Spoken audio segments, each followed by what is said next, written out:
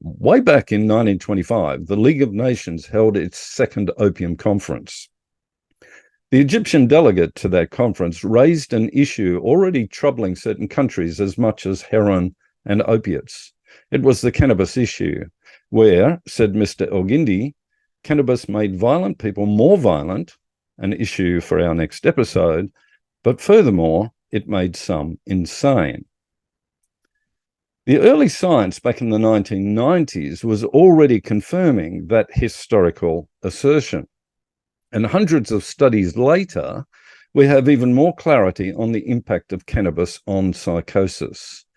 This Lancet study here found that 30% of new diagnoses in London for psychosis and schizophrenia would have been avoided but for the consumption of high THC strains of cannabis.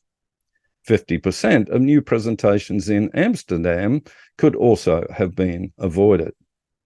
This 2021 study sought more detail on the different manifestations of psychosis and schizophrenia, finding that persecutory delusions are most common, but that auditory and visual hallucinations, as well as delusions of reference, were more common in people with existing predispositions to psychoses and schizophrenia. There have been times when the media has really stepped up on this issue. Between 2004 and 2011, the BBC and Australia's ABC frequently exposed cannabis and its relationship to psychosis. But here in Australia, when the commercial push for medical marijuana began in 2014-15, the media went silent, raising questions of journalistic independence from media investors.